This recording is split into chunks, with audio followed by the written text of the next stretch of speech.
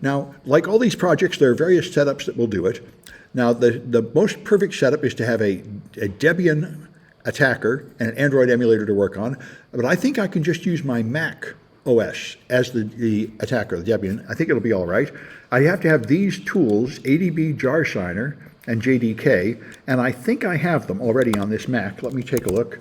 I think I put them on with Brew on my Mac. So let's just see. I know I have ADB. Yep, I think I also have Jar Signer. I think, yep, no, Jar, I have to spell it better though. Yes, I also have Jar Signer. All right, and I know it has the Java development kit because I'm running Java tools like JDX, so I think I don't need to do any of this on my Mac. I've already got it. Now, we need to have the progressive app to play with it. So here's a command that will get it. And so let me just make a directory. Well, let's go into 128 and make a directory for this project, which is M401. I just want to keep things tidy. All right. And so now I'll try downloading my copy of the app. We're getting an old version of the progressive app. I think the new version is probably vulnerable too, but to make sure everything is exactly like in my instructions, I want to use this particular version of it. Now, APK tool is another thing. I think you can just install it with Brew on a Mac, but if you use these commands on Linux, you'll have it. And so APK tool will disassemble the app, and the -F and the -R, I think that tells it not to take apart the resources, which it tends to crash on, and just give me the code. So this will take it apart. There it goes going, and I just watch for error messages because unfortunately, people keep adding more features to APK files, and so very often a newer app won't decompile correctly with APK tool. But anyway, it did decompile with no error messages. So if I look in this directory, I now have the original app here, base.apk, and I have a directory called base. And inside there are parts of the code. And I used a graphical file manager to get this picture. If you look in base, there's assets and Smalley, Android, COM, and what happens is you look at the names of the folders and you can see, like this is Android, that's part of the original Android operating system probably, and here's Google. There's probably no point looking in there, that's Google code, and those guys are pretty good at writing secure code. If you want to, and PayPal is probably pretty good, but Progressive is the insurance company, and they're not primarily a software company or a security company, so they're likely to make mistakes. So this is probably where you want to go to find some low-hanging fruit. And so in here you see, one thing to notice is that all these names are very clear and obvious. This source code has not been obfuscated at all. There are obfuscators to change the names of all your code before you distribute it to make it harder for reverse engineers. The cheapest one is built into Android Studio, and it's called ProGuard, and it changes almost everything to just letters, A, B, and C. It's completely useless because nothing important gets changed. Things like password and credit card number are still there in plain text, things that are used in more than one place. But most of these folder names would change like A, B, and C to give a middle manager the superficial belief that the app has been protected. When you actually try to reverse engineer it, you'll find out it's not protected at all. But anyway, these guys didn't even do that. This has not been protected in any way from reverse engineering, so that makes it easy. So we can just look for finding interesting code.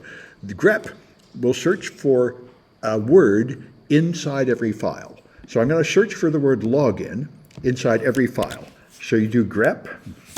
Now if I do grep -R, that will search everything in the current directory and all subdirectories. And if I search for, say, login, I'll find a lot of them. And now what I might want to do is I might also want to look for login even if some of the letters are capital. So I add a -I here, that's case insensitive. Now I'll get login either in lowercase or uppercase. And then I'm going to put a dot here to refer to the current directory, which is the default. But anyway, then since there's too many answers, I'm going to look for a line that contains the word login and that also contains the word password. If I'm lucky to find both of those in the same line, that would be a very interesting line to look at. And this is what I do. I start with a word I'm looking for and I see what I find, and then I narrow it or widen it as necessary. So, all right, and I see it's rolling around in a sort of irritating way. If I don't want it rolling around, I could cut it. I pipe to cut. Try characters, say 1 to 100. And then I'll only get the first 100 characters of each line. there, which fits on my screen better. So now I can see that there's something called login request, and then there's something called login binding and login view model. And so I kind of suspect that this is just the graphical element, and this probably is. This login request looks like it's very likely to be the code that actually does the login. Let's see if that's what I used here. You can also use less minus s to put things on one line, as well as cut.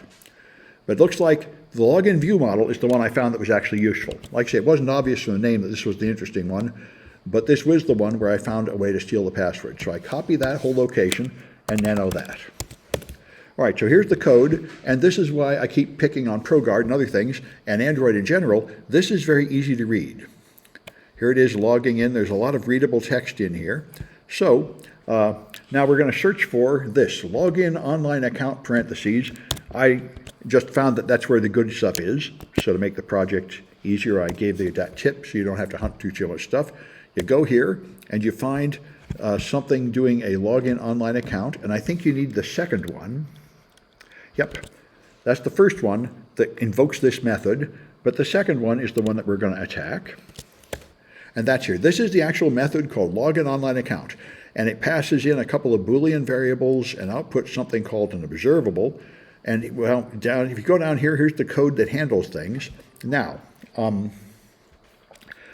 first thing you do, the way this stuff works, and it'd make more sense if you had any experience with assembly code, it's very limited. Each method only has 16 possible variables, and that includes the parameters. You see some parameters coming in here. These will be the high-numbered things, like variable 15 and variable 14 will be used for parameters, but it currently only uses 5 local variables. So there's a lot more available. So what I do is I change this to 6. If there's 5 local variables, those are called V0 through V4. Now I have made it bigger, so there's a new variable called V5, and I know the app is not using that variable at all, so I can use it. If you try to use a variable that the app is using, you'll probably make it crash. Okay, so you want to have a new variable. This gives me some room to work with. Now I have one variable called V5 that I can define. So now I insert this code, but I'm going to do it below the line 434 mark. So let's just go down. By the way, the line numbers in the original Java code are here. There's line 434. So the reason I did this is because line 434 does a login request, it gets a value, and notice this username. It appears to have gotten the username, and someplace around here you can also see that, yeah, here's the password. So this does look like the code that handles the username and the password. So find the line 434 and put it in after the password. So this code, it seems a little alien at first, but I've gotten pretty used to reading this Smalley code. What it does here is it connects to some kind of online account API, does a login request. Here it gets the username, and it gets that object and puts it in V2. Then it gets the value of that object, and then it moves the resultant object to V2, and then it makes sure that it's a string. This is what I want. Strings are what you can easily put in the log. So all of this code right here together gets the username and puts it in a string in the variable called V2. So now if you go to, it just does the same thing for the password here. You can see it here. It gets the password object. It gets the value of the password object. It puts it in V3 and makes it a string. So V2 contains the username and V3 contains the password. And it was pretty easy to read this code to figure that out. So now all I have to do is go down to the right location, which was after checkcast V3 here, there, and just paste in my Trojan code. And the Trojan, I'm using my V5. I define V5 to just be a label to put in the log, Trojan stealing progressive credentials, and then I print V2 and V3. And this is the code that writes a log. So it's going to add that feature. Yeah. What's that?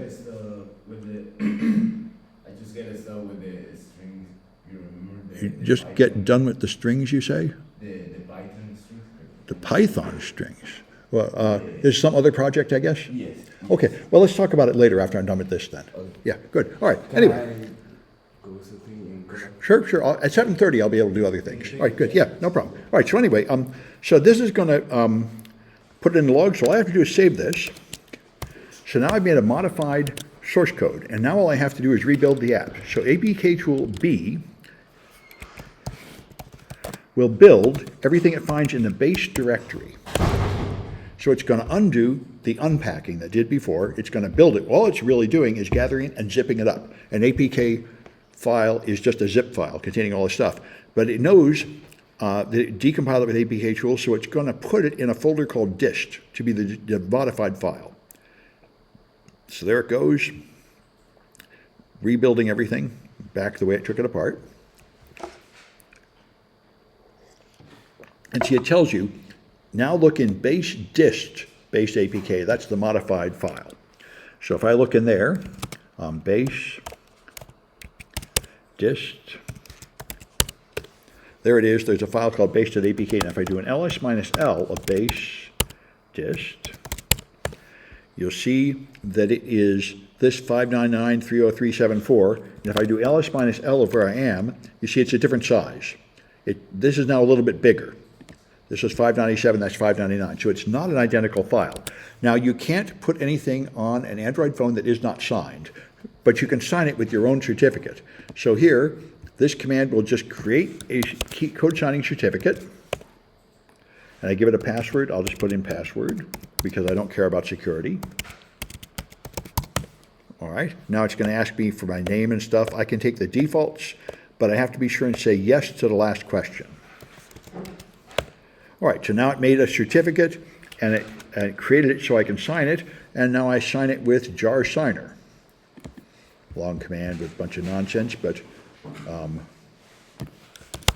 jar signer is just a tool from the Java development kit to sign Java things, and I have to put in the password that I just defined, and so it's going to put a code signature on that new APK I created. All right, now you have to put that on the phone, and there's various ways. Now in my case it's going to be pretty easy because I can just drag and drop it on my Android. So, and I don't think my Android phone has an old version of Progressive. If it did, I would have to remove it. But I never did install the current Progressive app on this phone, I think. So I don't have to remove it. Yep, I don't. Good. So let's get to the home. Let's see if I can figure out how to get home. All right, let me just try to close this stuff. All right, now just drag and drop that file on the phone. So that's going to be home, go home, and there should be a 128 M401 base dist. This is the modified app. So I put it on my phone. All right. And there it goes. Now I should find it in my list of apps. P for Progressive. There it is. It looks just like the real Progressive app. All I did was add a couple lines. And by the way, notice, recommended but not forced. Now, a proper secure app would force me to update, would say, wait a minute, this app is no good, you have to update. But here I can just say no, and it's going to continue to work. So I can log in. Now, before I log in, I want to modify the logs. So I'm going to do adb logcat. Well, it's logcat, right? Yep, that shows me all the logs on the phone, and all that junk scrolls by, so that's no fun. I want to grep for Trojan. I added that word just for this reason. That's a word that won't appear except in the log files that I created. So let's move that over here, and now just log in with, say, test user ID and test secret password, and then get this thing to go down and log in. And there you go. So now this modified app dumps the user ID and password in the log, which is a clear security variable. And like I say, I've turned in a lot of apps this way. It'd be more fun if I could send it to the internet and put it on like Pastebin, but I couldn't figure out how to do that in Smalley. It's opening libraries and everything to make an internet connection. But this is enough to show in a sort of dramatic way that these guys haven't protected their app. Their app should not allow me to do this. When it launches, it should check the hash and say, is this app in its original unmodified condition? And if not, forget it. It shouldn't even run on a rooted phone to let me do this. There's a bunch of things you could do to stop this, and they haven't done them. All right, so that's the point. And that's what I wanted to show you. All right, so that's it for that project. And I see no new comments. Let me stop the recording for this one.